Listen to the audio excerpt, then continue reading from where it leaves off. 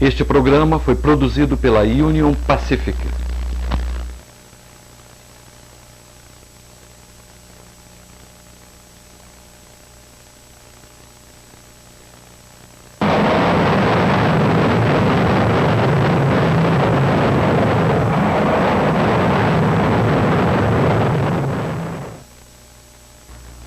O que será que deu errado? Como pode um grupo de vagões que foram cortados do trem, com as torneiras angulares fechadas em ambas as extremidades, resultar em tal desastre? Para entender por que o aprisionamento de ar no encanamento geral pode causar uma situação tão perigosa, precisamos de alguns conhecimentos do sistema de freio. Cada vagão é equipado com 5 elementos básicos: o encanamento geral, com as respectivas torneiras angulares e mangueiras, a válvula de controle, os reservatórios auxiliar e de emergência, o cilindro de freio e a timoneria, com as sapatas de freio. Vamos explorar as funções básicas desses componentes. O encanamento geral é o elemento que controla a pressão. Ele consiste de tubulação, torneiras angulares e mangueiras.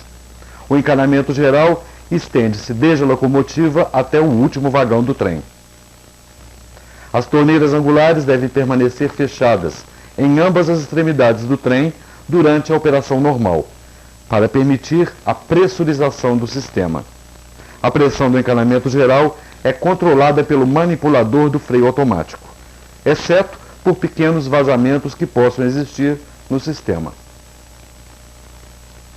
O reservatório auxiliar é um tanque de armazenamento carregado pelo encanamento geral. O ar armazenado nele é transmitido ao cilindro de freio nas aplicações de serviço.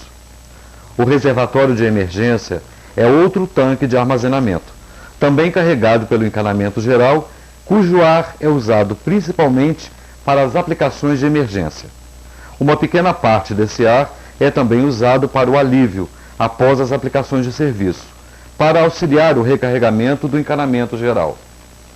A válvula de controle consiste da parte de serviço e da de emergência. Ela pode ser considerada como o cérebro do sistema de freio. Ela recebe e interpreta as variações de pressão do encanamento geral.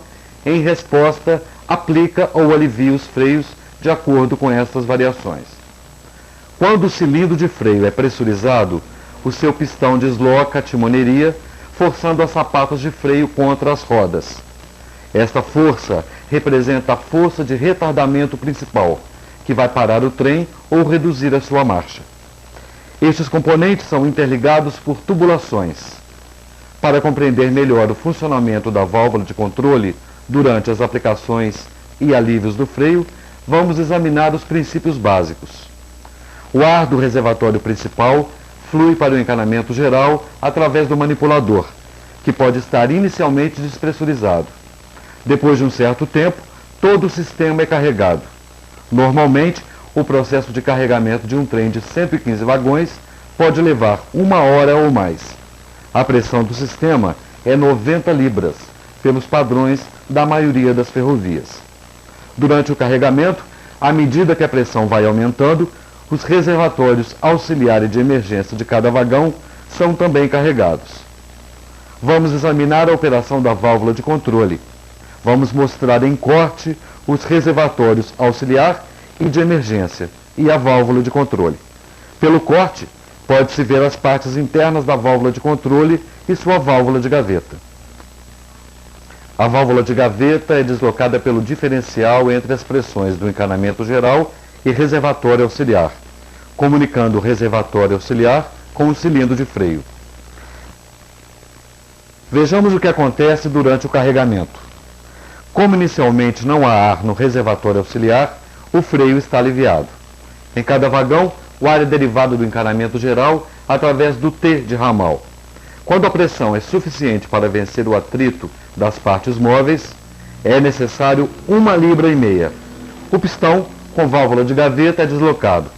Esta movimentação descobre o orifício de carregamento, permitindo o fluxo de ar do encanamento geral para o reservatório auxiliar.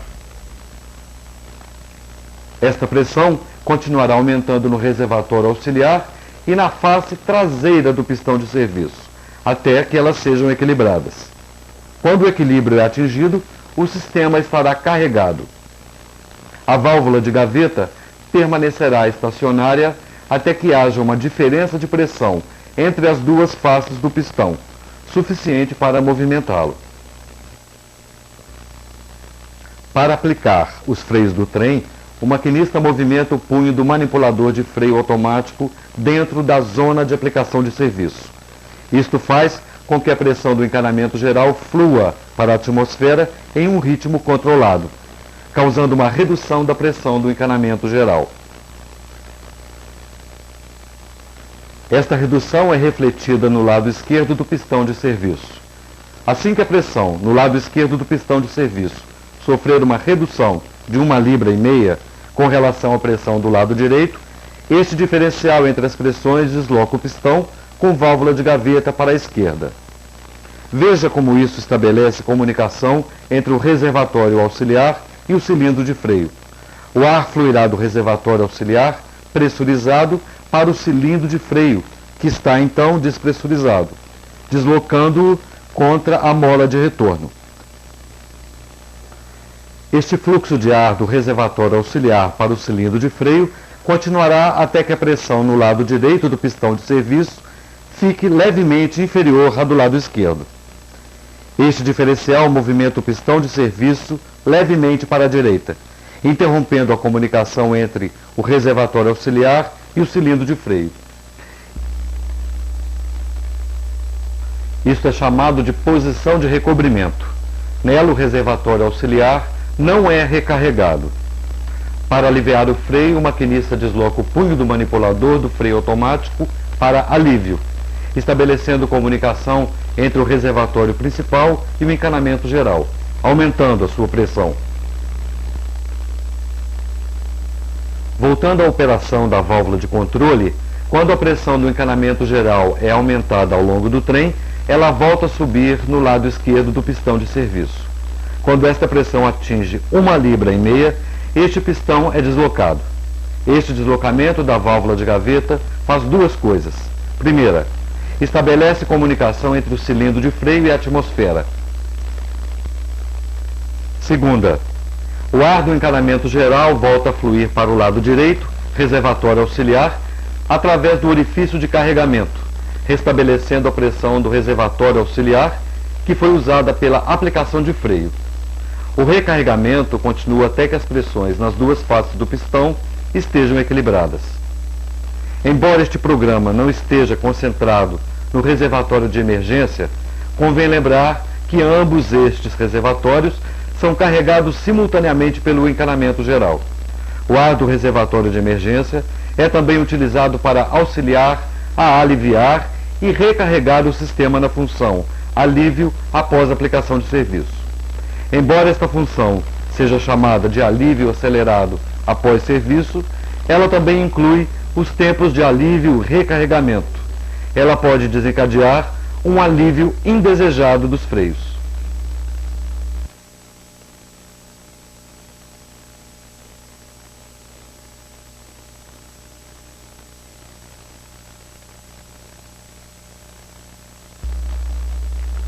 Vamos considerar um grupo de vagões com as torneiras angulares fechadas em ambas as extremidades. Isto é uma violação severa das regras do freio.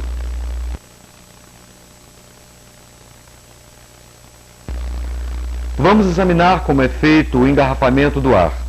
Comecemos observando a pressão do encanamento geral de um trem com 115 vagões, com um vazamento de 3 libras. Depois de carregado, a frente do trem esteja com 90 libras e, por causa do vazamento, a cauda esteja com 88 libras. Este diferencial de pressão é chamado de gradiente normal. O gradiente depende do nível de vazamento e do comprimento do trem. À medida que aumentam o vazamento e o comprimento do trem, o gradiente normal também aumenta, embora o gradiente temporário possa afetar a operação do freio. Na realidade, ele pode ser gradiente, inverso ou falso gradiente. O gradiente inverso aparece durante o carregamento do sistema, e o falso gradiente pode aparecer a qualquer tempo com os freios aplicados ou aliviados. A colocação do punho à zona de aplicação de serviço inicia o descarregamento do encanamento geral. O escapamento do ar pelo manipulador cria uma condição em que a pressão na parte dianteira fica temporariamente menor que a da cauda do trem. Quando a pressão na parte dianteira atinge 70 libras, a da cauda poderá estar ainda com 80. Mas depois de algum tempo, este gradiente inverso passará a ser normal, quando a pressão for equilibrada. Depois da aplicação, o gradiente normal é restabelecido.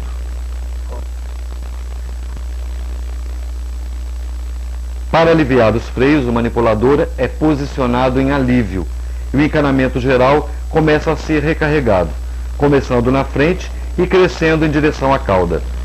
A pressão será então maior na parte dianteira, fazendo que os primeiros vagões sejam recarregados muito mais rapidamente do que os últimos. De fato, quando o primeiro vagão já está completamente carregado com 90 libras, o último poderá estar ainda com apenas 81 libras. Este gradiente falso de 9 libras irá diminuindo até que tenhamos 88 libras na cauda. Para ilustração, vamos considerar um trem como sendo composto de tanques d'água interligados. Supondo que o primeiro vagão esteja com o tanque totalmente cheio e o último com apenas um quarto. Isto exemplifica um gradiente falso, mas o nível de água, que é mais alto no primeiro, irá se equilibrar com o último. Para o gradiente inverso, o processo de equilíbrio seria o inverso, e o nível de água maior estaria no último vagão, e os níveis, eventualmente, serão equilibrados. Agora podemos examinar como o gradiente pode afetar o funcionamento dos freios. Como os gradientes falsos podem causar mais problemas, vamos nos concentrar primeiro neles. Com um gradiente falso no sistema, se os maquinistas ou auxiliares fecharem a torneira angular em um grupo de vagões cortados do trem, isto vai causar uma onda de choque que irá fazer a pressão maior da parte dianteira se equilibrar com a menor da parte traseira. Isto irá causar um aumento de pressão durante o equilíbrio. Vejamos o que ocorre nas válvulas de controle dos últimos vagões. Na ocasião do fechamento da torneira angular, o pistão de serviço e a válvula de gaveta estarão em recobrimento. Quando a pressão no encanamento geral fica nivelada, a pressão maior, ainda presente na parte dianteira, flui em direção à parte traseira, aumentando a sua pressão. Quando a pressão no encanamento geral exceder em 1,5 libras, o pistão com a válvula e gaveta entram em alívio, e o ar do cilindro de freio flui para a atmosfera, causando um alívio indesejado dos freios. Enquanto isto, a pressão do reservatório de emergência, que permaneceu intacta, 90 libras, simultaneamente com o alívio da pressão do cilindro de freio, inicia a função de alívio acelerado após serviço. E parte da pressão do reservatório de emergência flui para o sistema para auxiliar o alívio e o recarregamento do sistema. Isto amplia o alívio indesejado.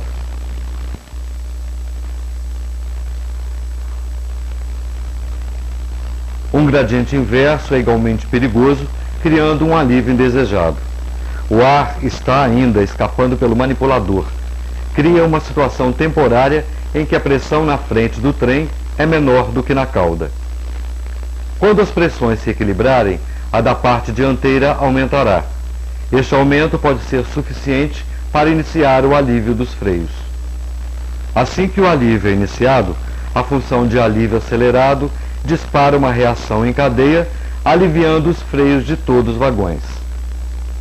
Outra situação que pode causar um alívio indesejado é fechar as torneiras angulares antes que o ar pare de fluir no manipulador.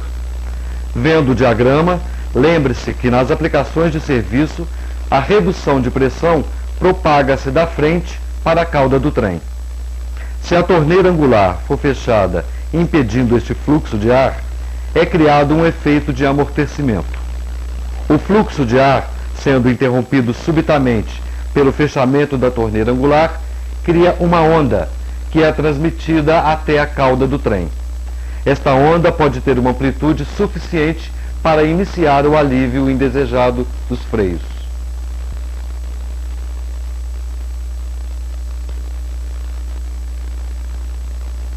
Uma diferença de apenas 1,5 libras entre as duas faces do pistão de serviço é suficiente para iniciar o alívio indesejado.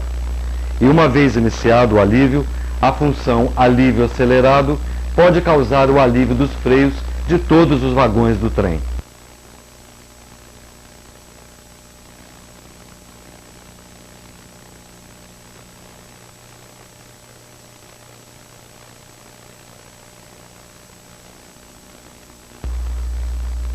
Então, como podemos evitar um alívio indesejado dos freios? Simplesmente deixando aberta a torneira angular da extremidade até sair toda a pressão. Deste modo, não haverá possibilidade de ocorrer um surto de pressão no encanamento geral, suficiente para causar o alívio. É imperativo que o manobreiro só feche a torneira angular depois de receber o aviso do maquinista autorizando o seu fechamento. É igualmente importante que o maquinista só dê esse aviso depois que o ar pare de sair através do manipulador. Esta apresentação explicou o perigo do engarrafamento do ar. Tal procedimento é um atalho que nós simplesmente não podemos arriscar. Lembre-se, deixe a torneira angular aberta sempre que cortar um grupo de vagões.